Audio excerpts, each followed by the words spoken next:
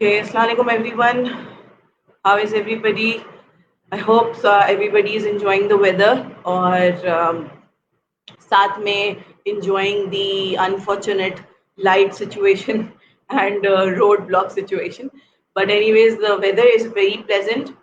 तो I hope इससे थोड़ा सा पॉजिटिविटी थोड़ी बड़ी होगी आप लोगों की लाइफ में, अच्छे आप लोगों ने पकौड़े बना के खाए होंगे, आई होप सो। एनीवेज, तो saying that आज का जो सेशन है, I have two of my panelists, Amna, who is going to talk about from a developmental point of view कि how psychologically, developmentally abuse जो है वो बच्चों की growth को रोक देता है। और Sukaina, on the other hand, she is going to talk because she is an educational psychologist. So she is going to give brief about how abuse can affect a child academically और वो क्या signs हैं as a teacher, as an educator आपको बच्चे में दिखने लगते हैं या फिर उसकी परफॉर्मेंस में दिखने लगते हैं, जिसकी वजह से लगता है कि there some kind of a trauma that happened in the child's life. हमें एज इट्स नॉट दैट कि ये जो अब्यूज का वर्ड है हम ये सुनते हैं और हमारे दिमाग में क्लिक होता है कि इट्स अबाउट जस्ट फिजिकल और सेक्सुअल, बट हम लोगों का ये जो एज अ टीम हम इस पे काम करें वो इसीलिए करें दैट बी अवेयर कि बहुत इमोशनल लेवल पे भी अब्यूज हो रहा होता है, which is more common because ये हर घर में हो रहा होता है and we don't even realize that as mothers, as fathers, as parents, as grandparents, as friends, हम इमोशनली समटाइम्स अब्यूज करते हैं और हमें अंदाजा नहीं होता, but which brings a very deep scar on the memories of children और वो फिर अपब्रिंगिंग में शो होता है। We need to realise that each day of our lives we are just depositing into the memory banks of children and we need to be very careful about it. So without further ado, I'll just add both of my panelists on the screen. Hello, Amna. Hello, Sukaina. Hello, how are you, Tuba? Hello, Assalamu How are you, alaikum. Amna? Are you able to hear us? Yes, I can hear you. Okay. So, guys, I wanted to start by talking to you about what do you think abuse is for you, according to you. I'll start with you, Amna. Okay, what do you think कि abuse क्या है? Abuse basically किसी भी तरह की माल treatment, किसी भी तरह का ऐसा एक्ट जो कि आपको पसंद नहीं आ रहा हो, you don't want to get involved in it and you don't feel comfortable with it and you don't feel like talking about it later in life, ठीक है, और जो कि आपके इमोशंस पे और आपकी मेंटल हेल्थ पे बहुत गहरा असर दे। So all those things, be it physical, be it psychological, be it mental, all those things comes under abuse. True. और Sukaina, according to you, what do you have to say? जैसे आमना ने कहा कि whatever the situation is, अगर बच्चे के साथ abuse होता है तो they feel physically, emotionally weak, और जो ट्रॉमा होता है वो उनके साथ जिंदगी भर रहता है। they get fixated at the particular situation, वो फिक्सेशन निकल नहीं सकती है, वेदर वो आगे जाके कहीं ना कहीं अपब्रिंग करेंगे उस सिचुएशन को, कहीं रिलेशनशिप इश्यूज आएंगे, ट्रस्ट इश्यूज आएंगे, वो लोग किसी चीज से भी डर सकते हैं और वो ट्रिगर कर सकता है बेसिकली, और मेंटल इश्यूज भी आ सकते हैं इस तरह। तो मेरे ख्याल से अब्यूज यही है कि आप एक जगह एक चीज पे फिक्सेटेड हो जाते हो, you can not let go of it. सही, absolutely true. So I will start with Aamna, क्योंकि मैं चाह रही हूँ कि हम थोड़ी सी डेवलपमेंटल पॉइंट ऑफ व्यू से बात करें कि जो इमोशनल डेवलपमेंट होती है बच्चों में वो कैसे हो रही होती है और वो कितनी नाजुक होती है, एंड देन सडनली अगर कोई उनके साथ ट्रॉमा हो जाए तो उस पर क्या इफेक्ट होता है। Okay, from a developmental perspective, मैं पहले तो physiologically थोड़ा सा explain करूँगी how does the brain develops. So when a baby is born, the brain is like a shrinker version of what it actually is, ठीक है। ब्रेन फिजियोलॉजिकली एक्सपेंड होता है, अनफोल्ड होता है। इन द सेम मैनर अगर psychological perspective को देखें तो हमारी कम्युनिकेशन, हमारी the way we learn things, the way we adopt things from our environment, वो सारी चीज़ें भी डेवलप हो रही होती हैं एज टाइम पासिस बाय। जैसे जैसे साल गुजरते जाते हैं बच्चा फिजिकली खड़ा होना सीखता है, चलना सीखता है, इन द सेम मैनर वो बात करना सीखता है, पहले 1 वर्ड, फिर 2 वर्ड्स, फिर 3 वर्ड्स, फिर जुमला सेंटेंस बनाना सीखता है, और साइकोलॉजिकली भी इन सब चीज़ों के साथ साथ इमोशंस भी डेवलप हो रहे होते हैं, the feeling of security, the feeling of trust, the feeling of sadness, happiness, ये सारी चीज़ें साथ साथ डेवलप हो रही होती हैं जैसा कि बच्चा एक्सपीरियंस करता जाता है अपने इन्वायरमेंट में। सो जब हम बात करते हैं ब्रेन पे या जहन पे, जहनी सेहत पे क्या इम्पैक्ट पड़ता है, तो उसके लिए मैं एक मिसाल देना चाहूँगी। जस्ट इमेजिन अ बॉक्स, ठीक है, जिसके अंदर 20% ब्लोन अ बलून है, गुब्बारा है बलून जो कि 20% सिर्फ अभी फूला हुआ है। टाइम के साथ साथ उसने फूलना है और ज़्यादा, और इतना ज़्यादा एक्सपेंड होना है बाय द एंड कि वो पूरे बॉक्स में फिट इन हो जाए वो बलून। हम, our brain is the balloon actually, ठीक है, और टाइम के साथ साथ वो एक्सपेंड होता है, एक्सपोजर हासिल करता है और फिर वो बड़ा होता जाता है। अब यहाँ पे ये होता है कि अगर लाइफ में कोई ट्रॉमेटिक इवेंट, कोई अब्यूजिव इवेंट, कोई ऐसी बात जो कि जहाँ पे वो ब्रेन जो है फिक्सेट हो जाए, स्टक हो जाए, उसकी आप मिसाल ऐसे ले सकते हैं कि उस बॉक्स के अंदर, बलून वाले बॉक्स के अंदर आपने मिट्टी, कंकर, कचरा, ठीक है, ड्राई लीव, सारी कचरा आपने डाला हुआ, भर दिया। अब वो बलून कितना एक्सपेंड होगा? ज़्यादातर स्पेस तो उस कचरे ने ऑक्यूपाई कर ली ना उस बॉक्स के अंदर, तो बलून को ज़्यादा मौका नहीं मिलेगा एक्सपेंड होने का, ज़्यादा मौका नहीं मिलेगा अपनी फुल पोटेंशियल को एक्सप्लोर करने का और फुल पोटेंशियल तक पहुंचने का। तो हमारे emotions in the same manner, जब हमारे साथ कोई ऐसे इवेंट्स होते हैं तो वो चीज़ें वहाँ पे फिक्सेट होकर स्टक हो जाती हैं, और हमारा जो साइकोलॉजिकल डेवलपमेंट है वो कम्प्लीटली मतलब भरपूर तरीके से नहीं हो पाती है, वो मैक्सिमम एक्सपेंड नहीं हो पाती है। तो this is what a trauma does to your mental health. And specially Very जब good बच्चों message. की बात करते हैं ना, तो छोटे बच्चे का माइंड डेवलप हो रहा होता है, इट्स इन द प्रोसेस, ठीक है ना।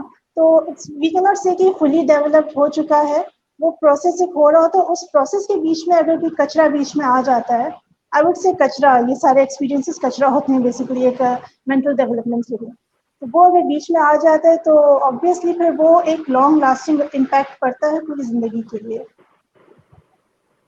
Very well explained. I think exactly this is how it hampers the development of a child. किस तरीके से वो चीजें, और and of course it's gonna show.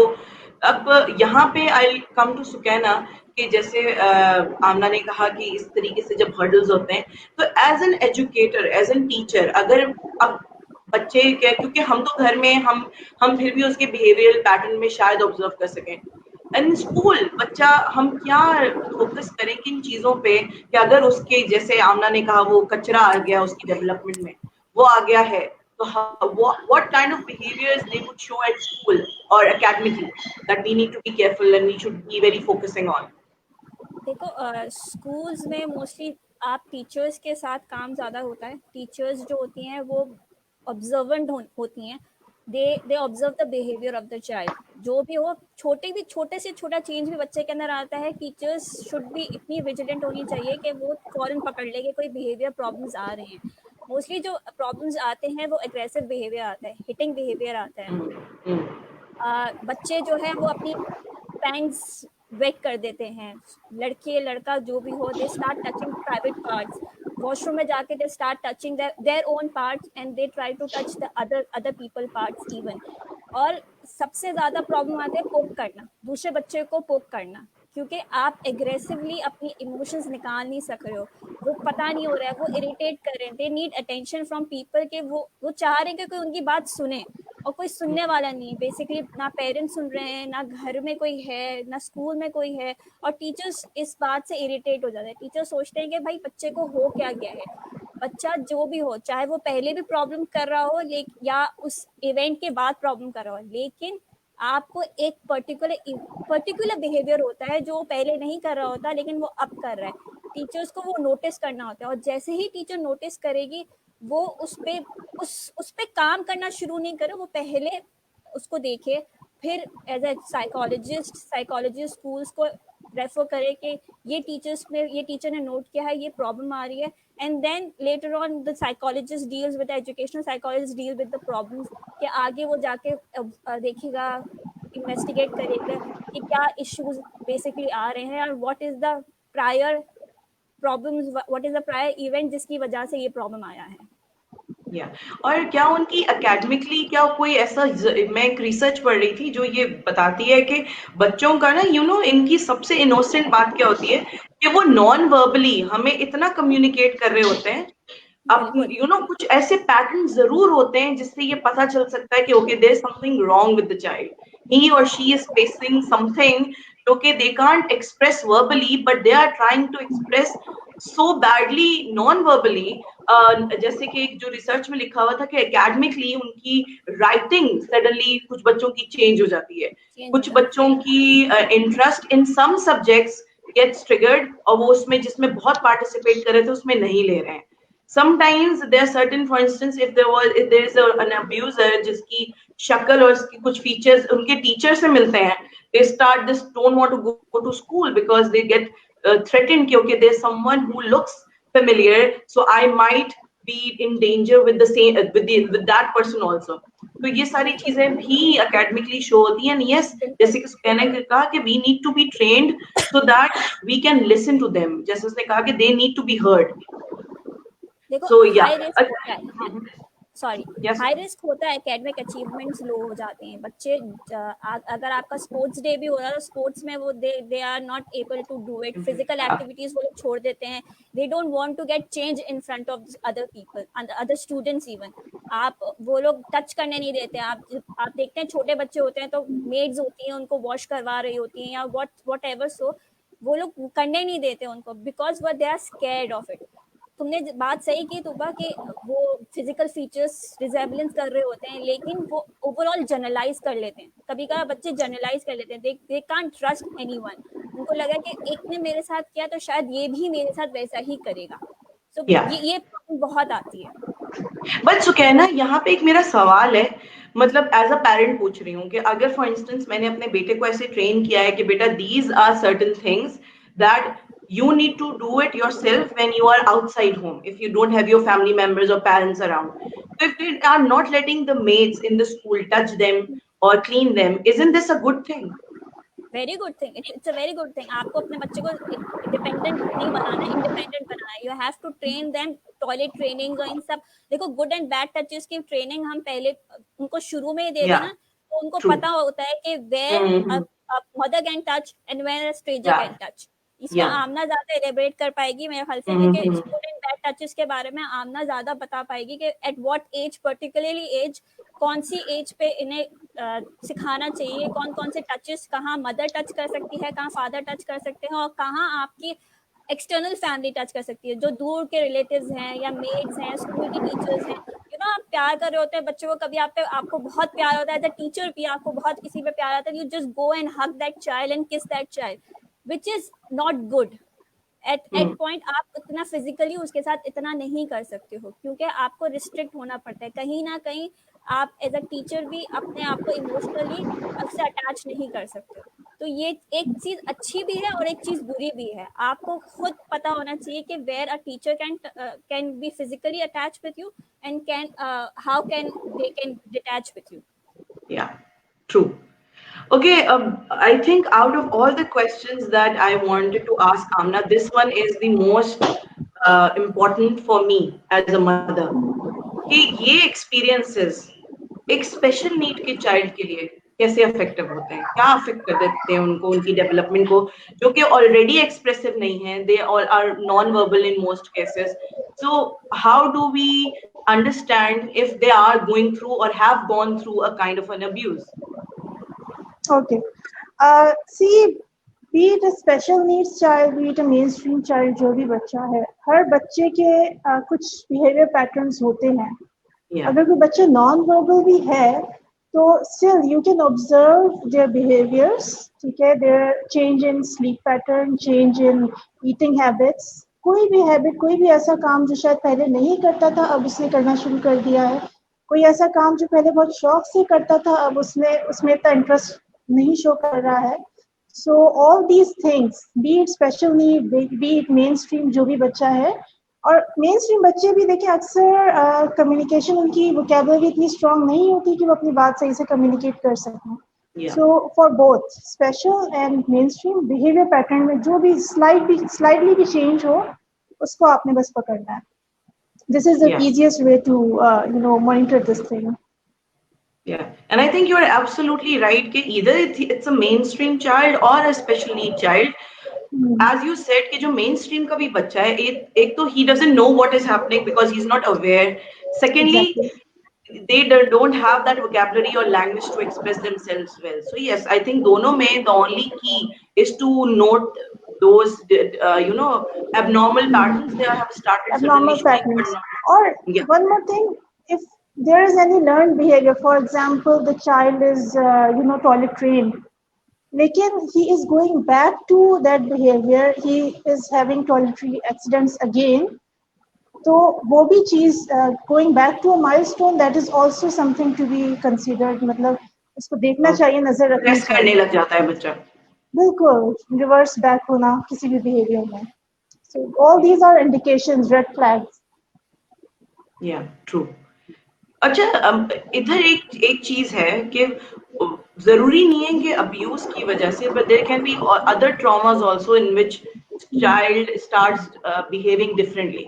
So how would a parent or a teacher, yeah, I think मैं तुम दोनों से ही सवाल करूंगी कि would know कि okay, this is because there's this either emotional or physical, it's because of an abuse.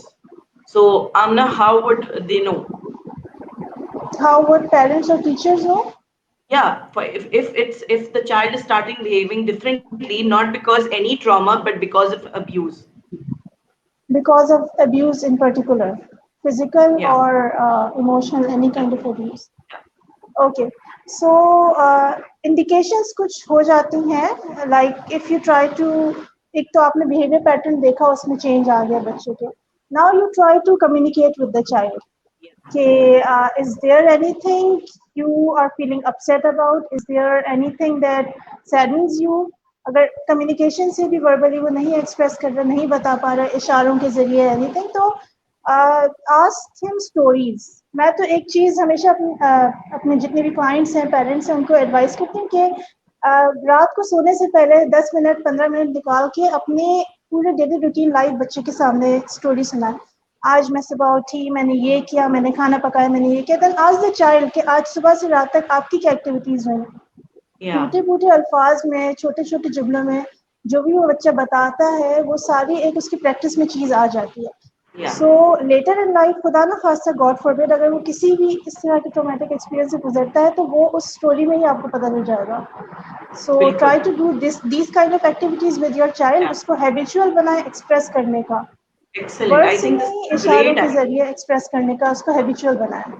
Yeah, it's a great idea. I think वो जो social stories का काम ही यही होता है कि then children know, okay, my mom told me in the story the girl was upset because the man tried to hold her hand. So if someone is doing that to me, I need to stop it because according to the story this was wrong. You know, इस तरीके से I think that's where they either they will be alert. If they tell about their own story, आज मैं school में ये किया, ये subject पढ़ा, उन टीचर ने मुझे ऐसे टच किया, कहीं ना कहीं क्यों आ जाएगा. ठीक है, बिल्कुल. या उस बच्चे ने मेरा ये पार्ट के बारे में ऐसा बोला, ये क्यूज आ जाते हैं. So you can easily pinpoint from these things. Yeah. And Kenna, what do you have to say as in from a educational point of view? Okay, how would you would know as a teacher, as an observer in school? आमना ने overall वही बात की, observe करना, try to talk to the child. Behaviour patterns को note करना है. बच्चा कभी कभार थम सकिंग करना शुरू हो जाता है. इवन जैसे मैंने पहले कहा, this try to touch other people's part, they try to touch. अगर मैं यहाँ पे एक केस कोट करूँ, मेरी जहाँ मैं काम करी थी earlier as a educational psychologist, वहाँ एक केस आया था. And the child used to go in the washroom after every 5 to 10 minutes and he used to touch his private part. He was a boy, he was 7 to 8 years old. He used to touch in the private part. ये बात बहुत लंबी चली. Made ने एक दफा उसको पकड़ लिया when he was trying to touch his friend's part. उस फ्रेंड ने अपनी मदर को जाके बताया, मदर ने स्कूल में इन्फॉर्म किया. वो तो लॉन्ग प्रोसेस हुआ. जब मैंने इंक्वायर किया तो मुझे पता चला कि he has been sexually abused at home, within at home, from his relatives जो उसके साथ frequently उसके साथ विजिट कर रहे थे. तो वो एक शॉकिंग न्यूज था, because that was a thing कि एक फर्स्ट टाइम ऐसे अब्यूज का कोई केस स्कूल के अंदर आया, सब कुछ सब कुछ हो गया और बच्चा इतने सालों से आई गेस 2 सालों से उसके साथ ये अब्यूज हो रहा था and he was not able to verbalise it because he was scared from his parents कि अगर वो अपने माँ बाप को कुछ बताएगा तो ये होगा। यहाँ पे मैंने टीचर्स को भी गाइड किया, टीचर्स को भी बोला if you do not understand anything उसके बिहेवियर पैटर्न्स को देखो। Behaviour patterns are most important. Non verbal cues जो आपको दिया जाता है वो एग्रेसिव हो जाते हैं, वो मारना शुरू कर देते हैं, पढ़ाई में कमजोर हो जाते हैं।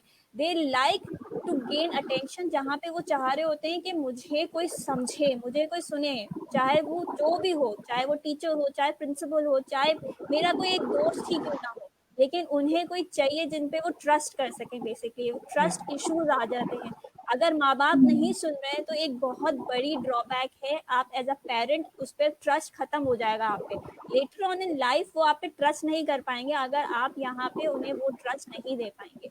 एंड आई थिंक इसका ना एक एक्सट्रीम दूसरा एंड भी है कि बच्चा एकदम आइसोलेट भी हो जाता है, डर जाता है, पैरानॉइड हो जाता है, क्लास के कोने में बैठने लगता है, सामने बैठने से डरता है, बच्चों में कन्फ्रंट करने से सेल्फ स्टीम गिर जाती है, सेल्फ कॉन्फिडेंस। तो या आई थिंक ये दो ऑपोजिट एंड्स हैं, एज बैलेंस नहीं हो पा रहा था at the end of the seesaw, whichever is higher, that is where I think that's the red flag when I start showing. आमना से मैंने ये सवाल किया था कि how special needs पे ये affect होता है, and so I didn't ask you, but कहना अगर for instance slow learners हैं, students with learning disabilities, उनके साथ कभी ऐसा होता है तो is there like how can you judge it in school? देखो लो लर्नर्स होते हैं ना, एक तो मैं यहाँ पे एक चीज कोट करना चाहूंगी कि हमारे बहुत से मिसकंसेप्शन है with child disabilities, children disabilities के कुछ जो बच्चे डिसेबिलिटीज के साथ होते हैं, दे can not be harass sexually, physically. ये चीज नहीं है, डिसेबिलिटी उन्हें प्रोटेक्ट नहीं करती। हालांकि ये चीज है कि more than I think 20 to 25% of the children जो अब्यूज होते हैं वो डिसेबिलिटी के साथ अब्यूज होते हैं। क्यों? क्योंकि उनके पास वर्बल कम्युनिकेशन है, they can not express themselves through verbally और through emotionally, through any patterns वो कम्युनिकेट नहीं कर पाते। और पेरेंट्स भी कभी कभार समझ नहीं पाते बिकॉज वो लोग ऐसे समझते हैं कि कोई पैटर्न आया, कोई बिहेवियर पैटर्न आया है, is just because of that disability. उनकी डिसेबिलिटी की वजह से ये सब हुआ है, वरना ऐसा कोई इशू नहीं आया। लेकिन यहाँ पे पेरेंट्स को हर एक पैटर्न को उनको जज करना पड़ेगा। उनकी अकेडमी में जैसे तुमने कहा कि लर्निंग डिसेबिलिटी का कोई स्टूडेंट है, उसके साथ कुछ हो, तो जो चीज उसने पढ़ी है, जो चीज उसने सीखी है, वो पूरी भूल जाएगा। वो उसको कुछ समझ नहीं आएगा। ही और she will not be able to concentrate in the class. वो बिल्कुल चुप हो जाएगा, कुछ भी नहीं बोलेगा। चाहे वो उसने 5% ऑफ द काम किया होगा ना, वो 5% भी वो बिल्कुल 0% पे आएगा। हमें फिर 0 से उसके साथ काम करना शुरू करना पड़ेगा। क्यों? क्योंकि उसके साथ एक ऐसा इवेंट, एक ऐसा ट्रॉमा हो चुका है जो कि उसको समझ नहीं आ रहा कि उसके साथ हुआ क्या है। बेसिकली ये भी तो होता है ना कि उनको पता ही नहीं है कि हो क्या रहा है, ये गलत भी हो रहा है कि नहीं। बिल्कुल। तो यहाँ पे वही बिहेवियर सुकैना आपने मेंशन किया, रिवर्सिंग बैक, एक स्टेप पीछे आ जाना, जो सीख लिया है वो वापस से उसको अनलर्न कर लेना। बिल्कुल। क्योंकि आप जैसे आपके साथ डेवलपमेंट में प्रॉब्लम्स करेगा, वो बेड वेटिंग करना शुरू करेगा या कुछ भी करना शुरू करेगा। एजुकेशन में भी यही होगा, आप पीछे चले जाओगे, आपने जो सीखा है वो आप भूल जाओगे। एंड आई थिंक कि यहाँ पे मैं एक बात बोलूंगी, जैसे मैं एक एग्जांपल शेयर कर रही थी अर्लियर कहना से कि मेरा बेटा जब एक बिहेवियरल थेरेपी के लिए जाता है suddenly, and he is a very quick learner माशाल्लाह, सो हिज थेरेपिस्ट सेड कि वो recently is not picking as इतना क्विकली जैसे वो पहले कर रहा था. Is there something going on? Because he isn't picking up as quickly as he was. So I then started thinking, is there something going on? क्या था? And then I realized, okay, for the past few days I have been stressed out and I was being a little rude to him. Sometimes I didn't realize it. I was being maybe somewhat harsh and I didn't realize it, and he emotionally was affecting him so much that he stopped learning. That he didn't wanted to learn. He was happy, but unconsciously his learning was getting affected. So that is where I realized, okay, इतना impactful होता है ये, और we don't realize, and unconsciously हम ये कर रहे होते हैं. ट्रू कहते हैं ना कि पेरेंट्स जो होते हैं वो एक शैडो की तरह काम करते हैं बच्चे के ऊपर. जो भी बच्चे का बिहेवियर आ रहा होता है कहीं ना कहीं वो पेरेंट्स को शैडो की तरह पोर्ट्रे करके वो शो कर रहे होते हैं. यू वर स्ट्रेस्ड आउट, वो स्ट्रेस ट्रांसफर हुआ बेटे के अंदर, और वो बेटे के अंदर ट्रांसफर होने के बाद उसके बिहेवियर में, उसकी लर्निंग पैटर्न में चेंजेस आए. So yeah, it's a very amazing process. In the same manner, आपके जो good emotions हैं वो भी आप ट्रांसफर कर रहे होते हैं अपने बच्चों के अंदर. रोल प्ले कर रहे होते हैं ना बच्चे इमोशंस को रोल प्ले कर रहे होते हैं बेसिकली. बिल्कुल.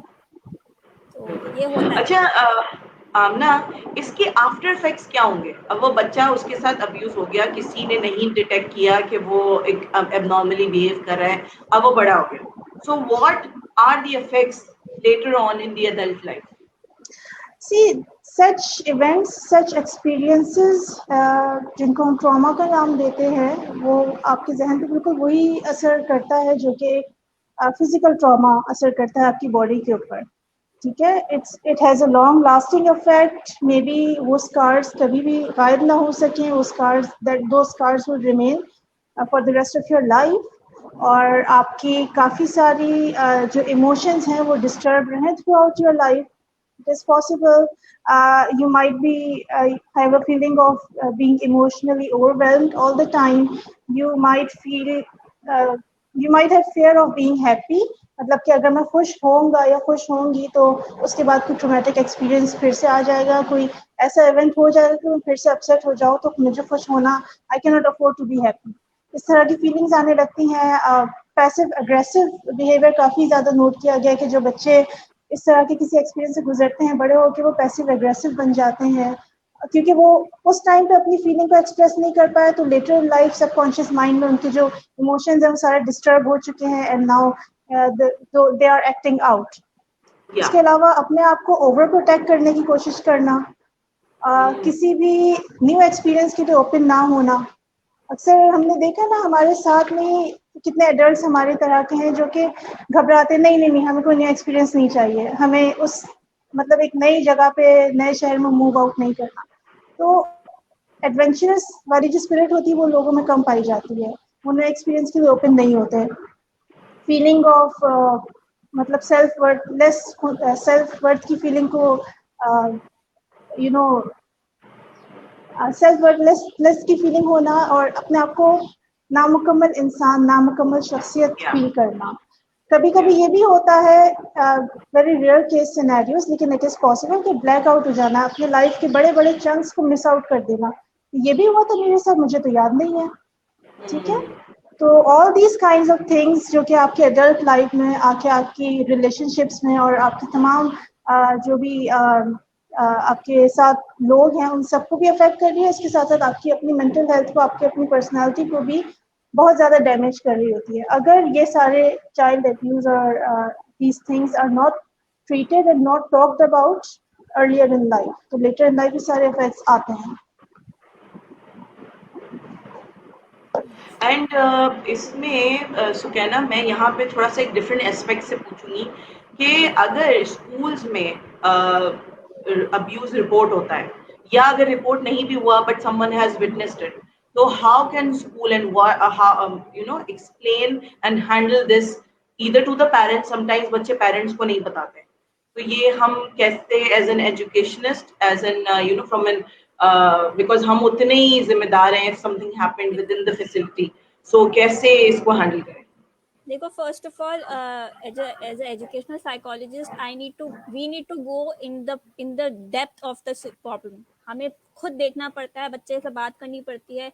We use different kind of communication, either it's play therapy, art therapy, क्योंकि प्ले थेरेपी और art therapy is very effective in this. क्योंकि आप जब टॉयज के साथ खेलना शुरू करते हो तो बच्चे उन चीज़ों को टच करना शुरू करते हैं जिनसे वो कहीं ना कहीं उस ट्रॉमेटाइज्ड इवेंट को एक्सपीरियंस कर रहे होते हैं दोबारा.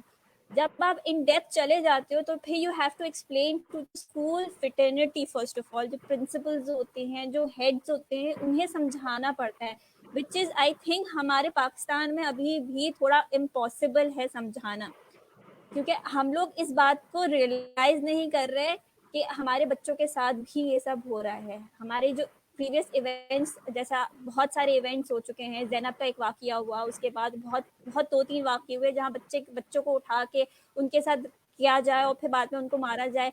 Then this is something an alarming situation. मैं यहाँ पे इस वाक़ये को इसलिए कोट कर रही हूँ कि जब ये वाक़या हुआ उसके बाद मेरी स्कूल को एक अलार्मिंग सिचुएशन मिली कि उन्हें लगा कि नहीं बच्चों के साथ भी कहीं हो रहा है। अर्लियर देन वो लोग इस बात को एक्सेप्ट ही नहीं कर रहे थे कि बच्चों के साथ ये चीज़ भी हो सकती है एज अ चाइल्ड, क्योंकि हम लोग इस चीज़ को Yeah. आगे जाके बताते नहीं हैं, हम इसको रिपोर्ट नहीं करते हैं। हम as a child, as a जो विक्टिम होते हैं वो रिपोर्ट नहीं कर रहे होते हैं। तो स्कूल को समझाना एज अ एजुकेशनल साइकोलॉजिस्ट, उसके लिए देयर आर मेनी ऑर्गेनाइजेशंस जो उसको ट्रेन करती है ऐसे चीज़ों को। एक पूरा एक्सपीरियंस्ड कोई ट्रेनर आता है, क्योंकि हमें आप एज एजुकेशनल साइकोलॉजिस्ट उन्हें ट्रेन नहीं कर सकते हो। You are not well train in to do this. आप उनके साथ गाइड कर सकते हो उनको कि कहाँ क्या क्या चीज़ें करनी है। As a parent, as a teacher, आपके साथ एक हेल्दी रिलेशनशिप होना चाहिए। अगर आप एज अ टीचर आपने कुछ देखा, आपको पता है, आप पेरेंट को पहले रिपोर्ट करो, पेरेंट को बताओ कि your child is doing this thing. आप घर के अंदर इसको चेकआउट करो। जब चेकआउट हो गया, स्कूल फर्टिलिटी को पता चल गया, तो करिकुलम में हम ऐसी चीजें लाइफ स्किल्स जो चीजें होती हैं उन्हें ऐड करें, और उसमें इन्हें बेसिक ट्रेनिंग दें फॉर सेक्स Yeah. एजुकेशन कि what kind Yeah. Of abuse and what are the things that a child can do and avoid. तो ये सब Uh, चीजें हमें हमें हमारे करिकुलम में ऐड करनी होंगी। Yeah. I would Amna, like you. इसी तरह to हमें ask something from Sukaina, if it's okay. Yeah. Amna, या go ahead. Yeah. Sukaina, मैं ये पूछना चाहूँगी कि in my experience, because I'm working with an inclusive education system, और उसमें मैंने कुछ ऐसे वाक़यात सुने हैं, like there is a special needs kid, बच्ची with Down syndrome, और उसके साथ इशू ये हुआ था कि the driver she used to come with, he used to touch her inappropriately और फ्रंट सीट पे बिठा के। स्कूल वालों ने देखा कि सुबह ही बच्ची आती ड्राइवर के साथ एंड ऐसे इनअप्रोप्रिएट हुलिया में आ रही है। स्कूल वाले reported the parents and the parents were like, नहीं ऐसा नहीं हो सकता, इट डजंट मैटर, कुछ नहीं होता, हमारा ड्राइवर बहुत ट्रस्टेबल है। एंड उन्होंने कोई एक्शन ही नहीं लिया उसके against, because the driver is very trustable, और उनका पुराना ड्राइवर है और वो कुछ नहीं कर सकता, ऐसा आप लोग झूठ बोल रहे हैं स्कूल वाले। सो इस सिचुएशन में एज एन एजुकेशन सिस्टम क्या स्टेप्स होने चाहिए और क्या किस तरह से आप बचा सकते हैं बच्चे को? तो अगर पेरेंट्स इन्वॉल्व नहीं होंगे तो as a teacher, as a educationist, आपको बच्चे को कहीं ना कहीं बेसिक ट्रेनिंग देनी पड़ेगी। केयर गिवर जो आपके थेरेपिस्ट होते हैं, बिहेवियरिस्ट, जैसे आपने कहा डाउन सिंड्रोम का बच्चा है, तो कहीं ना कहीं she is reliable to someone जो उसको पर्टिकुलरली उसको देख रहा होगा, उसके फिजिकल नीड्स को देख रहा होगा, एवरीथिंग, ठीक है। तो वो उसको फिर ट्रेन कर सकती है विद इन द स्कूल फिटर्निटी। अगर स्कूल वाले उसके सपोर्ट में हैं, उसके साथ हैं, देखो एडमिनिस्ट्रेशन इसमें बहुत बड़ा काम करेगी। अगर एडमिनिस्ट्रेशन टीचर को सपोर्ट करेगी तो teacher can train the child.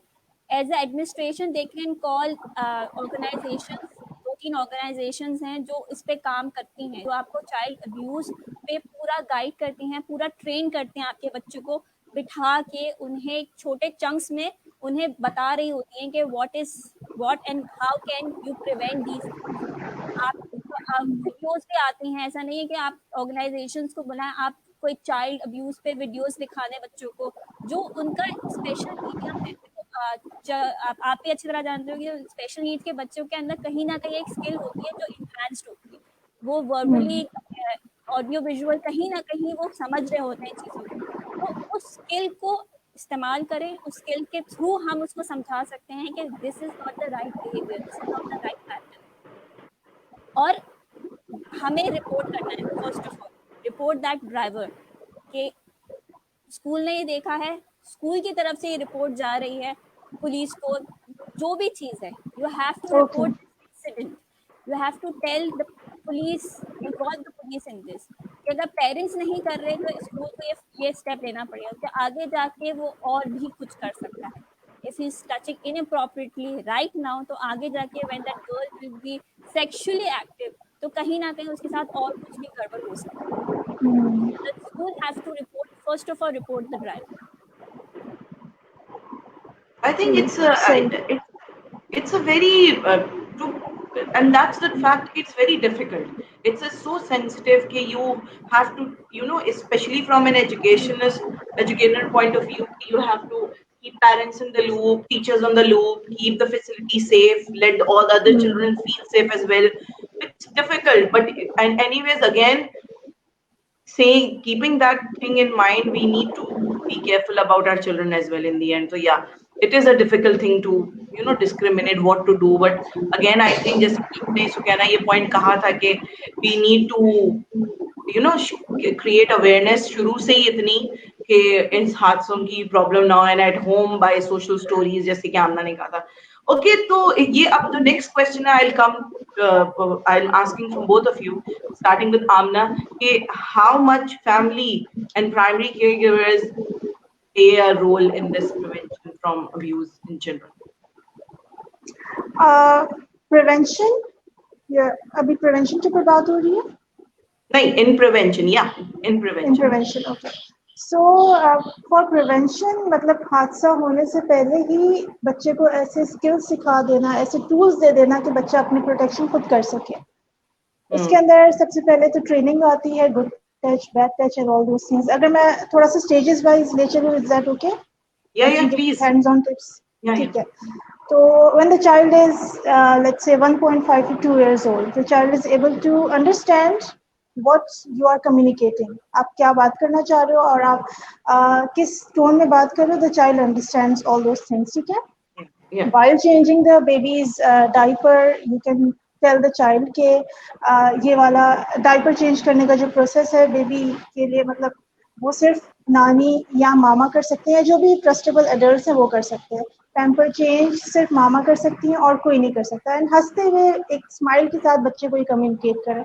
उस एज से बच्चे के माइंड में आप एक पैटर्न बनाना शुरू कर देते हैं कि what is private part, what are good touches, what are bad touches. जब बच्चा बोलना भी नहीं सीखता उस वक्त से आप उसको ट्रेन कर सकते हैं. By the age of 2 years old इसी तरह से आप, बेटा पैम्पर कौन चेंज कर सकता है? ओनली मामा, ओनली नानी. बच्चा खुद ही आपको बताएगा. ठीक है? अब आपने ये एक पहली ईंट तो रख दी है उस बच्चे के माइंड के अंदर. इन द सेम मैंने जैसे बच्चा 3 से 4 साल का होता है, आप उसको आप उसको ये कम्युनिकेट कर सकते हैं कि there are 3 people in the world जिनके ऊपर आप सबसे ज्यादा ट्रस्ट करते हो. वो 3 लोग कौन है? बच्चे से पूछे. That can be mama, that can be नानी और दादी, दैट कैन बी पापा. ठीक है? तो सॉरी, तो कोई भी 3 ट्रस्ट सर्कल के लोग, उसको आप नोट डाउन करें. अगर ये 3 लोग मौजूद नहीं हो तो 2 कोई ट्रस्ट सर्कल के लोग, मतलब कि इनकी गैर मौजूदगी में आप किस पे मजीद ट्रस्ट कर सकते हैं. दैट कैन बी नाना, दादा, कोई भी जिसपे आपको भी लगता है और बच्चे को भी लगता है कि ट्रस्ट किया जा सकता है. तो ऐसे 5 लोग आ गए जो कि एक ट्रस्ट सर्कल के अंदर होते हैं. इस एज में बच्चे यूजुअली स्कूल जाते हैं, तो स्कूल की कोई एक ऐसी टीचर जिससे आपकी कम्युनिकेशन और आपका राब्ता अच्छा है और आप उस पर ट्रस्ट कर सकते हैं, उन टीचर को भी उस लिस्ट के अंदर डाल लें. सो दैट इन केस खुदा ना खासा स्कूल में कोई इशू होता है तो बच्चे सीधा उस टीचर के पास जाके रिपोर्ट कर सकता है. सो this is how you basically train कि आपका ट्रस्ट सर्कल क्या है. उसके बाद बच्चे को गुड टच, बैड टच आप पकड़ के सिखाएं, आप फिजिकली उसके साथ परफॉर्म करके कि बेटा this hand holding for too long, और आप उसको छुड़ा नहीं पा रहे हो और आप उसमें हेल्पलेस फील कर रहे हो, ये hand hold is bad touch. ठीक है? होल्डिंग हैंड से इनिशियली स्टार्ट करें, then come to other body parts. उसको ताकि कॉन्सेप्ट क्लियर हो कि कितनी देर तक लिंगर ऑन करना या फीलिंग ऑफ हेल्पलेसनेस क्या होती है और किस तरह से उससे भागना है, शाउट करना है फौरन और किसको जाके रिपोर्ट करना है. तो ये सारी ट्रेनिंग्स आप as low as 2 years old, 2 साल के बच्चे से आप स्टार्ट कर सकती हैं सारी ट्रेनिंग्स.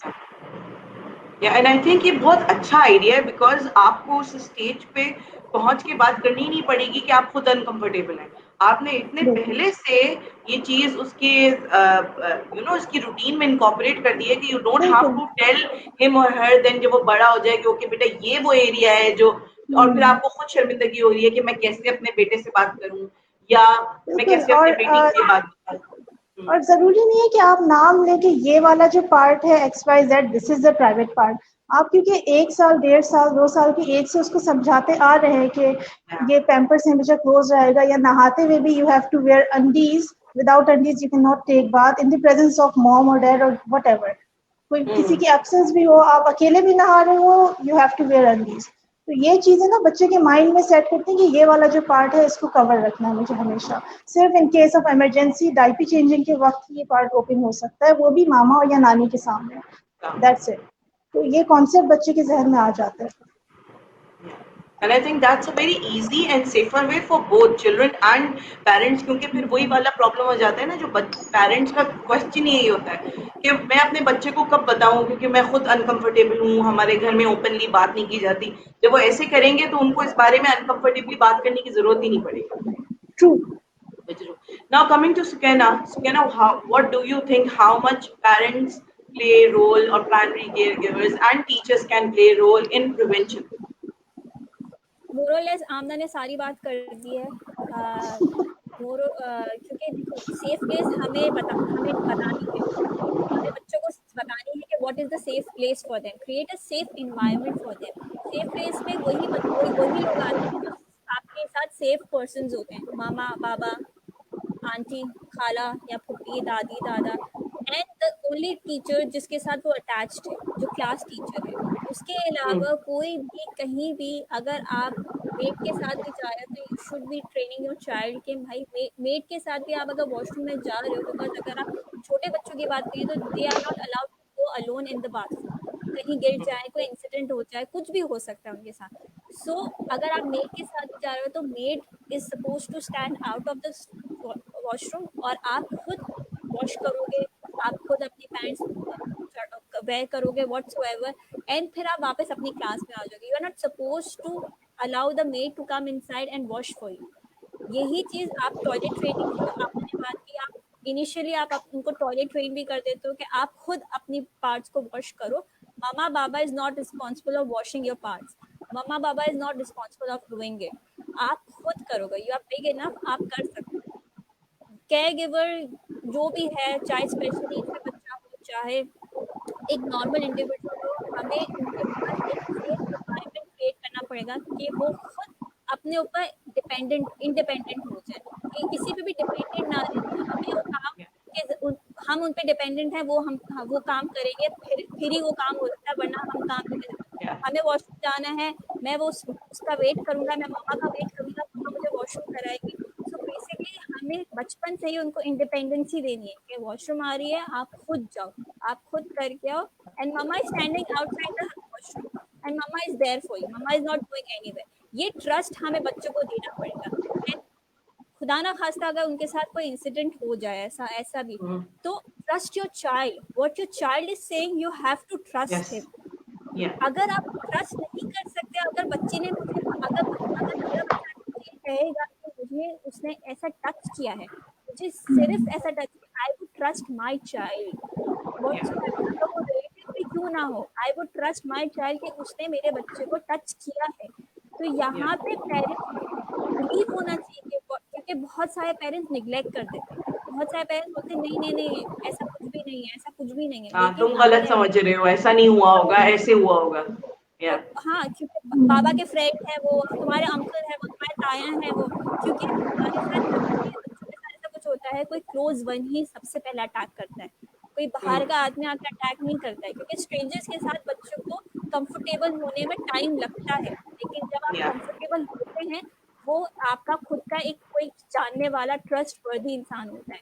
तो you have to tell them, और आपको उनको ये समझाना पड़ेगा कि देखो, you are not supposed to sit on the lap of this other than mamma papa दादा दादी, आप किसी के लैप पे बैठ नहीं सकते हो, आपको पता है कि आप गोद में बैठने के अलाउ नहीं हो। तो आप, और अगर बच्चा आपको बोले कि मुझे नहीं बैठना है, आप उसको पुश भी ना करें। हाँ, और आप अगर वो किसी से मिलना भी नहीं चाह रहे तो आप मना कर दें नहीं। और इसी तरह टीचर्स भी करती हैं, टीचर्स भी उन्हें साथ साथ ट्रेन करती हैं इसी तरह। अगर आप टीचर्स के, अगर आप कोई भी एक टीचर हो जो अटैच्ड हो, जो इन्वॉल्व हो बच्चे के साथ, तो वो आपको गाइड कर सकती है किस तरह आप उन्हें घर के अंदर भी वही सेफ एनवायरनमेंट दो जो आप स्कूल के अंदर एनवायरनमेंट दे रहे हो। आप टीचर्स के साथ इन्वॉल्व हो, एक ऐसा रिलेशनशिप बनाओ टीचर्स के साथ जो हेल्थी रिलेशनशिप हो। अगर टीचर्स कोई चीज नोट कर रही है तो पेरेंट्स को वो रिपोर्ट करेगी, पेरेंट्स उस ब्लेम ना करें। पेरेंट्स आ जाते हैं ब्लेम करने के लिए, नहीं आपकी गलती, आपको गलत फहमी हुई है, हमारा बच्चा तो ऐसा नहीं है। अगर ऐसा Yeah. कुछ हो रहा है तो teachers are the first person to understand the child. क्यों? क्योंकि हमारे बच्चे जो पेरेंट्स के साथ होते हैं वो आधा वक्त टीचर्स के साथ भी होते हैं, और टीचर्स उनके पैटर्न्स, बिहेवियर पैटर्न्स को ज़्यादा अच्छी तरह समझ रही होती हैं, उन्हें एजुकेशन वाइज भी ज़्यादा अच्छी तरह समझ, कहीं ना कहीं वो लैग ज़रूर करेंगे। तो वो पैटर्न्स जब समझ आती है टीचर्स, तो आगे जाके पेरेंट्स को वो रिपोर्ट करती है, फिर एक पूरा प्रोसीजर होता है पेरेंट्स और मैं अभी एक पॉइंट बोलने वाली थी, कमेंट भी किया है रजिया ने, थैंक यू सो मच, कि अगर बच्चा बोल रहा है कि मुझे अपने नाना या दादा या दादी, दादा की नानी, किसी के साथ भी मैं अनकंफर्टेबल हूँ, आप उसकी इस बात को अहमियत दें। आप ये मत बोलें कि ठीक है वो आपके ग्रैंड पेरेंट्स हैं तो आप उसमें अंधा ट्रस्ट कर सकते हैं। अगर बच्चा अनकंफर्टेबल है, you need to talk about it, तो what is the reason they are being uncomfortable, कुछ ना कुछ तो ऐसा हुआ होगा। तो yes of course we need to be careful in that aspect also. देखो, आउट ऑफ रिस्पेक्ट हम जरूर बोलते हैं कि हाँ ठीक है, सलाम करके आओ, ये हाथ मिला के आओ, लेकिन जहाँ बच्चा इज लाइक अनकंफर्टेबल, देखो शाय किड्स भी होते हैं और अनकंफर्टेबल किड्स भी होते हैं। शाय किड्स वो कहीं ना कहीं जाके सलाम करके आएंगे and they will go back, लेकिन आप जब फोर्स करोगे नहीं उनके साथ जाके बैठो, वो बोले मुझे नहीं बैठना है, तो leave them at that moment. वो नहीं बैठेंगे, आप जो भी कर लीजिए, उनका मूड भी खराब होगा और आपका मूड भी खराब होगा। बच्चे आपके साथ बिहेवियर प्रॉब्लम्स करने शुरू होते हैं, वो एग्रेसिव होना शुरू हो जाएंगे, वो लोग ये समझेंगे मम्मा पापा मुझे समझ नहीं रहे कि मेरे साथ कोई इशू आ रहा है। तो प्रॉब्लम यहाँ आती है, अगर चाइल्ड कह रहा है कि मुझे नहीं करना है, टीचर के साथ भी यही चीज है, अगर बच्चा कह रहा है कि मुझे उस जगह नहीं बैठना है, उस बच्चे के साथ नहीं बैठना है, डोंट फोर्स द चाइल्ड। ठीक है, आपको वहां नहीं बैठना, आप मेरे पास आके बैठ जाओ। यहाँ पे आप आई थिंक इधर मुझे जब मेरा अरीसा चनॉय के साथ सेशन हुआ था तो she give a very good example कि अगर फॉर इंस्टेंस कोई रिलेटिव्स आपके घर में आते हैं, चाहे कोई भी हो, और बच्चा नहीं मिलना चाह रहा, चाहे वो शाय हो, चाहे वो स्कैर्ड हो, चाहे वो इंट्रोवर्ट हो, इन व्हाट एवरी एस्पेक्ट, आप उसको बोले ठीक है, don't sit with them, sit with me for 2 minutes 5 minutes and then you can go to your room. You know, तो आप उसको सोशली मिलना भी सिखा रहे हैं, उसकी इस बात की अहमियत भी रख रहे हैं कि the child is uncomfortable with certain people और any in social gathering, and then they leave when they sit for about 5 minutes and then they can go. बिल्कुल, as interesting as this conversation is getting, मैं एक question आप दोनों से पूछना चाहूंगी, because हम लोग जिस कल्चर में रहते हैं यहाँ पे काफी ज्यादा कॉमन है बच्चे को प्यार नहीं करना, निचोड़ना, लिटरली बच्चे को पकड़ के दबोच के निचोड़ा जा रहा होता है। एक हमारी एक जो जनरेशन है वो यूजुअली ये करती है, और महफिलों में ज्यादा होता है बच्चों के साथ जहाँ पे उनको पता है कि कोई आके रोकेगा नहीं और हम तो प्यार ही कर रहे हैं बच्चे को, यू नो दीज थिंग्स। और आई थिंक कि जितने भी पेरेंट्स हमें देख रहे हैं उन लोगों ने कहीं ना कहीं ये चीज जरूर फेस की होगी, एंड पेरेंट्स खुद इसमें सिचुएशन में कभी कभी फील करते, because not necessarily bad touch हो उस बच्चे के साथ, वो एक अच्छा ही टच हो और प्यार का gesture, but the child is feeling uncomfortable in this situation. तो पेरेंट्स उसमें कभी कभी बच्चों की हेल्प नहीं भी कर पाते because they don't want to insult the person, क्योंकि वो बुजुर्ग हैं हमारे, ठीक है, and they want to help the child but they are stuck somewhere. तो उस सिचुएशन में what would you both suggest कि क्या करना चाहिए, क्या एक्शन लेना चाहिए पेरेंट्स को? आप लोग बताएं, उसके बाद मैं जो खुद फॉलो करती हूँ वो टिप्स मैं शेयर करूंगी। Sukanya, if you want to start, you can. Otherwise, I'll start. I'll start. I'll talk first as a mother what I do, because sometimes when I am talking to someone as a mother, I am very different than when I'm talking to someone as a psychologist. So if I am attending a ceremony, you know, I think what has changed in me is that I have become a sassy mom, if I explain myself as a mother, because I know, because my son is on spectrum, he might not understand many things, and I don't care if people are understanding or not. My focus is usually that he is understanding, is able to understand, and he is comfortable. So I have become this. So sometimes कहीं ना कहीं जाके, usually तो ऐसा नहीं होता कि हर gathering में कुछ ऐसा हो जो कि uncomfortable हो for my son, but if there's something and someone wants to you know, hug him or touch him, or Zuren doesn't want to be touched, because you know spectrum पे वैसे ही बच्चे they avoid touch, और वो जबरदस्ती कर रहे होते हैं, तो I educate them instead of insulting them. मैं कहती हूँ देखिए, it's better that you don't push him, because इसको touch he avoids it in general because इसको फिर अच्छा नहीं लगता, and then he gets cranky. So it's better, if you want me to be peaceful and happy in this gathering, please don't make him uncomfortable, otherwise I'll have to go early and leave you know, तो इस तरीके से मैं बोल देती हूँ कि because I have to cater my child in the end. If he is uncomfortable, then I'll have to leave. So it's better that you let him roam around. If he doesn't want to get touched, don't shake hands with him. That's enough. So I think मेरे यहाँ धमाका हुआ है जबरदस्त. हाँ मुझे And भी light is आवाज आई gone. है. Anyways, Me and Tuba live nearby, so I heard that dhamaka. Oh. so I think ये जो मुझे I think light चली गई Tuba की. It's okay. मैं दिख We रही can हूँ. manage. आप दिख रही हो, थोड़ा सा grudge वाला feeling आ रहा है, but we can see you. Oh my god! I think what I'll do is I'll keep my audio and I'll remove myself from the stream if that's okay. Or No, you look fine. It's okay. It's okay. We can see you, Tuba. We can see you, हाँ. Yes. so this is how I do. But as a psychologist, then I again थोड़ा बहुत मैं ये कहती हूँ कि आप जब तक ये समझेंगे कि दुनिया और सोसाइटी क्या बोलेगी, आप अपने बच्चे को कभी नहीं समझ पाएंगे. आप हमेशा अपने बच्चों की नीड्स को, हाँ इतना भी नहीं कि आप उसको बिल्कुल ही पैम्पर्ड कर दें और आप उसको एंटी सोशल बना दें. अगेन जैसे कि ये मैं एक एग्जांपल अरीसा ने दी थी कि आप बच्चे को बिठाएं अपने साथ, let him stay for 2-3 minutes 5 minutes, Aahista Aahista आप उसका ड्यूरेशन बढ़ाएं. देन आप उससे फॉर इंस्टेंस मैंने अगर थोड़ी देर बैठना शुरू कर दिया बाद में, can bring him glass of water, इस तरीके से थोड़ा आप उनको सर्विंग दिखा दें and then they can leave. when the limit is crossed they can leave. So I think इस तरीके से हम बैलेंस लेते हैं. Same. बाकी जो मैं भूल गई हूँ ये धमाके से. Okay, so Kenna, what would you suggest? देखो, आई एम नॉट मैरिड तो मेरे बच्चे नहीं है, लेकिन I have 2 nephews and the way we deal with them is that कि बहुत कम होता है कि हम लोग के साथ वो बाहर जाएं या व्हाटएवर, लेकिन जब घर के अंदर कोई भी आता है तो we try to make them comfortable, we try to introduce them first of all. उनको पता है कि ये लोग आ रहे हैं. जैसे मोस्टली मेरे घर में आते हैं कि मेरे अंकल्स आ रहे होते हैं, मेरे मामू आ रहे होते हैं, तो दे गेट काइंड ऑफ शाय. तो उनके साथ हम यही करते हैं कि उनको बोल देते हैं आप सिर्फ सलाम करके आ जाओ, फिर अगर आपको वहाँ बैठना है तो आप बैठो, वरना आप चले जाओ. नथिंग स्ट्रेंजर्स के साथ we don't force them to do it, because हमें पता है कहीं ना कहीं क्योंकि वो चुम्मा चाटी, I know what they feel. Because मेरे नेफ्यूज के साथ जब होता था ना तो हम शक्ल देख रहे होते थे उस वक्त, ना दिल करता था कि कुछ कर दे हम लोग उनके, लेकिन हम कुछ कर नहीं सकते थे. We kind of stop.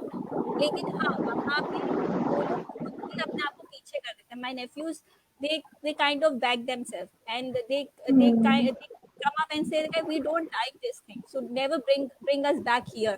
So now we know where they are not comfortable, so we don't go and take them there. हमें पता है कि नहीं भाई हम नहीं कर सकते, वो लोग वहाँ सर्वाइव नहीं करेंगे, वो वहाँ से भाग जाएंगे. और हमारे यहाँ महफिलों में बेसिकली ये होता है कि gents and ladies have their अलग different portions. तो mostly my nephews are with father, तो वो अपने फादर के साथ होते हैं. मर्द इतना नहीं करते, मर्द सिर्फ सलाम कर लेते हैं और चले जाते हैं.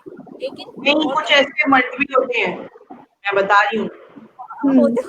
हाँ सही बात है, ऐसे मर्द होते हैं जो चुम्मा चाटी करना शुरू कर देते हैं. लेकिन बच्चे को लिटरली ना पकड़ के दबोच के गोद में उठा के फिर स्टैंड करके कपड़े की तरह निचोड़ रहे होते हैं. एंड बच्चा इज लाइक स्क्रीमिंग कि नहीं छोड़ दो मुझे, मामा पापा. इस child is screaming and they are not considering in. चलो बच्चों से चीखते ही रहते हैं ना, मेरा तो बच्चा है मैं प्यार करूंगा. These things you know. लेकिन the thing is that my brother get indulged in this. My brother said नहीं भाई छोड़ दे, क्योंकि उसको पता है उसके बच्चा कैसा है, तो फिर वो ज्यादा इतना नहीं करता है. वो सोशलाइज करने की कोशिश भी नहीं करता है अपने बच्चों को. My brother is extremely socialized person. He loves to socialize and his children are anti-social. तो वो उनको ले भी नहीं जाता है बेचारा. वो डर के मारे कि मेरे बच्चे रोना शुरू कर देंगे, वो ले भी नहीं जाता है. बहुत कम उनको ले जाता है वो. बट हाँ जहाँ ले जाते हैं they know how to behave, they know how to say salam, they know how to meet people. So आप बच्चों को बेसिक ट्रेनिंग देना शुरू कर दो कि हाँ अगर आप नहीं हो comfortable, if someone is doing something you just tell me, then Baba will deal with you or mama will deal with it. और जैसे और घर के अंदर कोई मेहमान आ रहा है तो वी मेक श्योर कि हम उनको छोटे छोटे हाउस चोर्स दे दें कि 5 मिनट सलाम करके आ जाओ, या टेबल सेट कर दो, have meal with us, a small meal with all of us. तो ये चीज उनके लिए कंफर्टेबल बना देती है, वो स्ट्रेंजर्स के साथ कम्युनिकेशन करना शुरू कर देते हैं। They sit and they try to listen to them. और फिर बाद में ये होता है कि वो बैठे हुए होते हैं, सिर्फ सुन रहे होते हैं, बड़ों की बातें सुन रहे होते हैं, हालांकि बात समझ नहीं आ रही होती, लेकिन they are listening to it, they are sitting there, and we make sure कि अगर वो कंफर्टेबल नहीं है तो वो उठ के जा रहे हैं तो ठीक है, we don't go behind them and telling them no no you have to sit, it does not look good, we let them go, आप जाओ, आपको अगर में खेलना है, आईपैड पे खेलना है, आपको अपनी गेम्स खेलनी है, you want to talk to your friends whatever, आप कर लो अपना काम।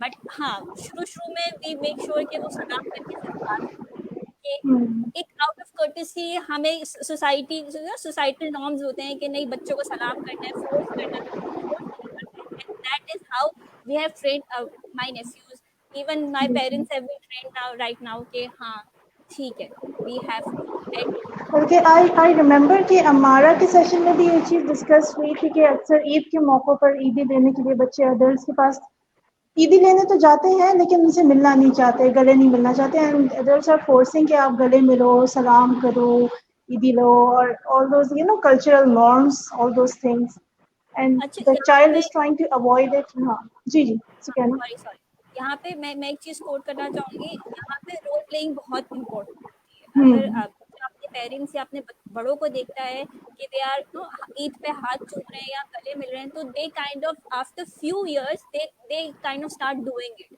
Just a small they will do it, लेकिन यहाँ रोल प्लेइंग का ज्यादा असर होता है as far as I believe, because this has been done by us कि हम लोग देख रहे होते हैं कि my nephews come and shake and hug while doing this, अगर वो यहाँ होते हैं तो करते हैं, तो छोटा छोटा क्योंकि हम लोग को देख रहे होते हैं कि the way we greet our parents, the way we greet my father, तो वो hug वगैरह करने का है, हम लोग कर रहे होते हैं, तो वो लोग भी देख रहे होते हैं और उनको पता है स्ट्रेंजर्स के साथ नहीं करते, कि प्रपोज नहीं करती, खालाज नहीं करती, तो वो हम भी नहीं करेंगे। ओके, तो यहाँ पे ये चीज होती है, हम लोग के यहाँ ये चीज होती है। अब आप आमना आप बताएं, आप क्या I have faced this thing a lot of times, ठीक है, मैं फ्लो में, और I have a 2.5-year-old and she doesn't like being held by anyone except mama, nana and papa, ठीक है, और महफिल में अक्सर लोग कोशिश करते हैं उसको पकड़ने की, गोद में लेने की, प्यार करने की, and she doesn't like it.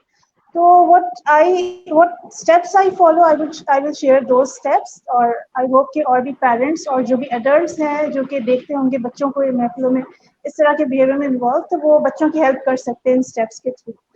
तो स्टेप नंबर 1, अगर बच्चा चीख रहा है, चिल्ला रहा है, किसी को पसंद नहीं कर रहा है किसी गोदी में जाना, और the adult is pulling the child, तो आप सिंपली इंटरफेयर करके वहाँ पे उस एडल्ट को कम्युनिकेट कर सकते हैं कि the child is this kid is not feeling good, और आई थिंक इसकी शायद नींद खराब है या सही से सोया नहीं है, थोड़ा क्रैंकी हो रहा है आज, ठीक है।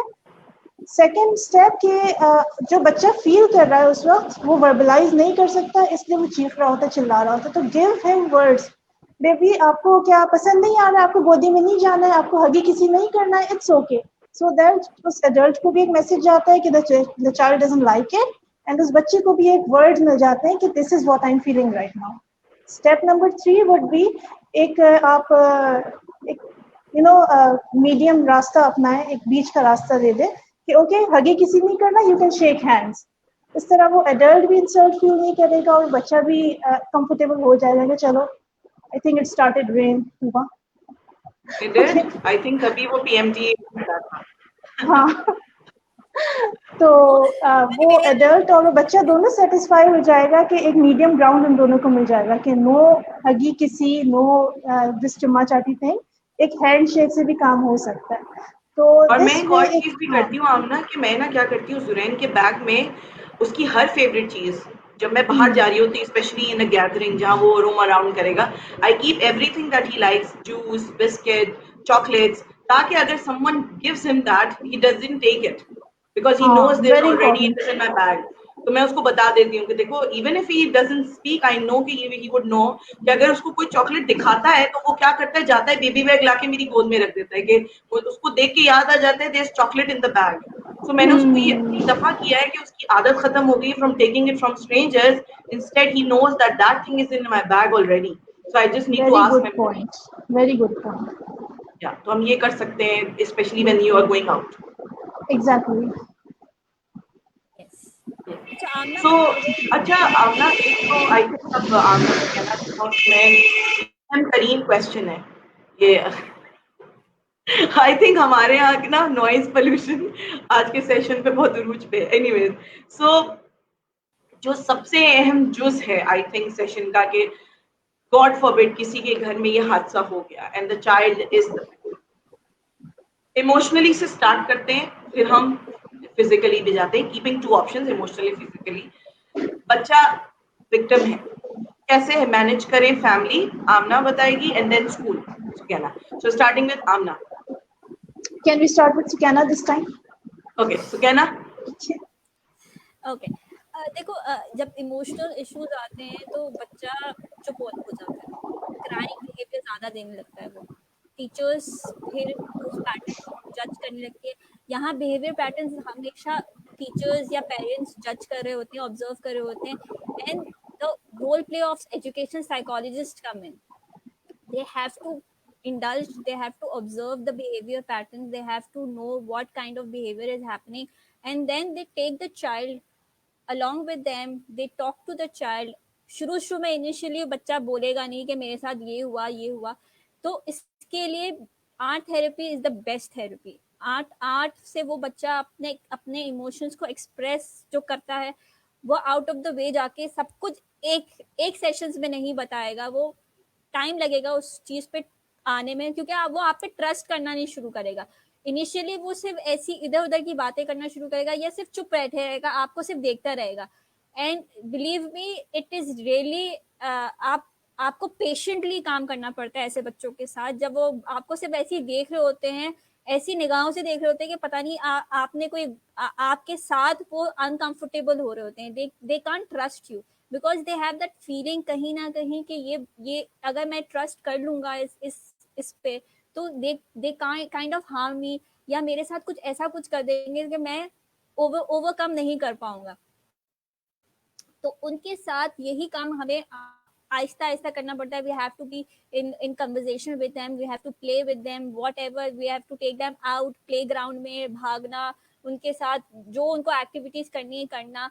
फिर बाद में हम उनको इंट्रोड्यूस करते हैं प्ले थेरेपी और आर्ट थेरेपी में वो फिर आहिस्ता आहिस्ता अपने इमोशंस एक्सप्रेस करना शुरू करते हैं। और कहीं ना कहीं कोई एक पॉइंट आता है जहां बच्चा उस चीज को डिटेक्ट कर देता है, जहां बच्चा उस चीज को एक्सप्रेस कर देता है। आई थिंक ये फरिया ने भी जब अपना आर्ट थेरेपी का सेशन किया था तो उसने ये बात बताई थी कि बच्चों के use of colours in the art therapy, और सडनली कोई चीज उन्होंने एग्रेसिवली बनाई, ड्रॉ की, उसको कलर किया, तो फिर आप उससे बात करते हैं कि व्हाई डिड यू थिंक कि ये चीज आपने ये कलर की। तो या Sukaina, I think that's a very good way, healthy way for children to let them express their emotions express नहीं होते, कहीं ना कहीं वो लैक कर रहे हैं इमोशन एक्सप्रेस करने में, उनके पास वर्बल कम्युनिकेशन या वर्बल वर्ड्स नहीं होते तो tell them that this is the feeling I am having is disgusting feeling, the dirty feeling I am feeling dirty. अच्छा यहाँ एक चीज मैं बोलना चाहूंगी कि जब बच्चे के साथ इमोशनल प्रॉब्लम हो जाती है इस चीज में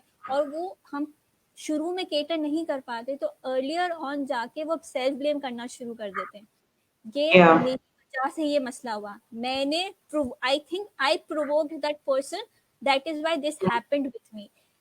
दिस इज समथिंग उनके दिमाग में ये बात चल रही होती। क्यों चल रही होती? क्योंकि एट द अर्ली एज जब उनके साथ ये हादसा हुआ, ये ट्रेजेडी हुई, ये ट्रॉमा हुआ, there was no one to console them, there was no one कि उनको बोले कि नहीं तुम्हारी गलती नहीं थी, it was not your fault, it is something। आप देखो ट्रॉमा आपको नहीं पता वो ट्रॉमा ने कितना बड़ा उसके दिमाग पे असर कर दिया होगा, हमें नहीं पता कि what kind of behavior, what kind of emotional problems उसके साथ हो गई होंगी। तो ये सब चीजें हमारे लिए बहुत प्रॉब्लमेटिक साबित हो सकती हैं। वो डिप्रेशन में भी जा सकते हैं, उनके साथ रिलेशनशिप बहुत हो सकते हैं। क्योंकि मैं इसलिए कह रही हूँ कि मेरे पास एक क्लाइंट आती थी, उसके साथ सिमिलरली यही प्रॉब्लम हुई and right now she is having relationship issues so much कि वो अब किसी पे ट्रस्ट नहीं कर सकती। वो कहती है कि मैं अगर किसी के साथ भी शादी भी करूंगी तो शायद वो मेरे साथ कुछ ना कुछ ऊपर नीचे कर देगा। दिस इज उसको ट्रस्ट इश्यूज इतने हो गए हैं, बहुत इश्यूज हो जाते हैं। तो हम बच्चों को बचपन से ही हमें इतना विजिलेंट होना पड़ता है, either it's parent either it's the teacher. हमें बचपन में इतना विजिलेंट होना, उनको विजिलेंट होना पड़ता है इनके साथ कि अगर कुछ हो रहा है इनके साथ तो हमें इनके हेल्प आउट करनी चाहिए, इमोशनली सपोर्ट करना चाहिए। At least tell them that we are there for you, you can trust us and you can rely on us, जो भी है हम करेंगे आपके लिए। सो बेसिकली ये है। बिल्कुल, एंड आई थिंक ये बहुत इंपॉर्टेंट पॉइंट है। आई थिंक अब मेरे बाद आमना के एरिया में लाइट चली गई, तो ये सिलसिला जो है वो आई थिंक हर जगह ही चल रहा है। तो ये एब्सोल्युटली तुमने जो ये पॉइंट्स बोले हैं कि यस हम इमोशनली बच्चों को, और पता है ये पॉइंट, ये चीज अहम क्यों है, क्योंकि जब भी कोई ना कोई ऐसा हादसा होता है बच्चा सेल्फ ब्लेम करता है, तो कितना हाईली इमोशनली ट्रॉमेटाइजिंग है ये उसके लिए कि उसके पास और कोई वजह, बिकॉज हम पढ़ते हैं ना टू इमोशंस में, टू फैक्टर थ्योरी, कि हम लोग कॉग्निटिवली लेबल करते हैं then we understand the emotion. तो चूंकि बच्चा is unaware, is this a good thing, is it a bad thing, वो in the end cognitively label समझता है कि it is because of me, then they start having self doubt, फिर उनकी confidence level गिर जाता है, you know, all because कि they are self blaming. So talking about it, let them be expressive, you know, ये सारी चीजें बहुत important हैं, because then हम उनको ये platform देते हैं कि they can be expressive, we are listening to them and we are trusting them. So can I have I lost you also? Hello? Hello? No, Yes, हाँ, yeah. I thought कि I've lost you as well. So yeah, these are important things. So कहना अब थोड़ी देर और आमना का wait करते हैं. Meanwhile, if you want to say something in the end, so we'll just wrap up. देखो, I would just say that यहाँ पे जब हम ट्रॉमा की बात करते हैं तो आई जस्ट फील कि स्कूल और पेरेंट्स दोनों साइड बाय साइड काम करते हैं। हमें एक एक्शन प्लान बनाना है जहाँ पे हमें बच्चे को एज अ मीडियम पॉइंट रखना है, एंड वो एक्शन प्लान बनेगा उन सब के अकॉर्डिंगली, बच्चे के नीड्स के अकॉर्डिंगली, बच्चे को क्या डिमांड, बच्चा का क्या डिमांड कर रहा है उसके अकॉर्डिंगली, सब कुछ उसी के अकॉर्डिंगली बनेगा। और ये अब सुकैना की लाइट गई। Oh god, I am sorry, light चली गई थी और मैंने मोबाइल पैकेज ऑन कर दिया अब, सो मैंने भी mobile and my little kid got scared, so ये मेरी गोद में आ गई। So this is how a mother takes session. Yeah, absolutely. I was having meeting in the morning while feeding my child, so I can complete it. Hello, sweetie. Okay. So yeah, Sukaina, you were saying? So, मैं ये कह रही थी कि हमें action plan बनाना पड़ेगा as a teacher, as a parent. बच्चे को फोकस करना पड़ेगा उसके नीड के अकॉर्डिंगली, और फिर उसके हिसाब से हमें सारे काम करने पड़ेंगे। हमें स्कूल को भी इन्वॉल्व करना पड़ेगा, हमें थेरेपिस्ट को भी इन्वॉल्व करना पड़ेगा। हम अगर कहीं कुछ और चीज़ें भी इन्वॉल्व करें जो उनके लिए, उनकी नीड के लिए सेटिस्फाई करते हैं, उनकी बेनिफिट के लिए, तो वो एक्शन प्लान उनके लिए बेनिफिट होगा। ये चीज़ स्कूल के अंदर शुरू हो जाना चाहिए, करिकुलम में ऐड होना चाहिए कि हर एक इंडिविजुअल का, हर एक बच्चे का अलग से एक एक्शन प्लान होता है, बिकॉज हर बच्चे की नीड अलग होती है और उस नीड के हिसाब से हमें एक्शन प्लान बनाना पड़ेगा। अच्छा आमना, तुम उस क्वेश्चन का आंसर कर दो, so then we'll wrap up. Okay, you can just ask the question again. I missed out. I was asking कि unfortunately, God forbid, अगर किसी की फैमिली में एक बच्चा victimized हुआ है, how should they handle? सबसे पहले जैसे सुकैना ने मेंशन किया था कि कम्युनिकेट करे बच्चे से, let him express what he is feeling, उसके इमोशंस को एक्सप्लोर करे। It can be through play therapy, art therapy, role play techniques, you know, stuff toys के साथ। सो उससे आप एक्सप्लोर करें कि who did this, okay, and क्या किया exactly, and how do you feel about it, these 3 questions. उसके बाद वन वेरी इंपॉर्टेंट स्टेप, उसको थेरेपी के लिए जरूर ले जाए, बिकॉज एज पेरेंट लोन इस चीज को हैंडल करना आपके लिए पॉसिबल नहीं होगा, because you are not specialised in this thing. So it's better to seek help, seek a therapist, and वो आपको ज्यादा बेहतर गाइड कर सकता है कि बच्चे के साथ घर पे किस तरह से आपने रहना है, एंड देन उस बच्चे की थेरेपी सेशंस में उसको, उसका जो ट्रॉमा है उसको किस तरह से एलिमिनेट करना है, किस तरह से उसकी इंटेंसिटी को कम करना है। So therapist can help you in that sector. Yeah बिल्कुल। तो in the end, आमना मैंने सुकैना से तो पूछा है, if you would, what would you say in the end to the members about the topic we are discussing these days? Okay, ये topic, it's a very sensitive topic and मैं सबको बताना चाहूँगी कि before starting of this topic हम सब ने panels ने मिलके 2 हफ्ते की research करने के बाद इस topic के ऊपर decide किया कि we'll talk about it. And इन तमाम researches में जितने भी articles मैंने पढ़े, जितनी भी चीज़ें मैंने go through की हैं, मुझे यही चीज़ समझ में आई है कि the best way to prevent this thing is to teach your child, to educate your child before anything like that happens. क्योंकि अगर बच्चा एक trained होता है इस sector के अंदर, तो उसको खुद हार्म नहीं हो सकता और वो अपने इर्द गिर्द के तमाम अपने छोटे बहन भाइयों को, अपने peer groups को, अपने फ्रेंड्स को भी बचा सकता है potential damage से. So a trained child is always, the best thing you can give to a society, ताकि दूसरे बच्चों की भी हेल्प हो सके इन सब चीज़ों से. अच्छा, बस एक आध मैं एकदम भूल गई ये स्लाइड के चक्कर में. there was a question from our Zainab. If a child has constant behavior of touching his private parts and he has been abused also and his touching behavior has increased, how can we determine if something is wrong? I think ये सुकैना ने इस पे elaborate किया था, but if there is something else you want to add, both of you.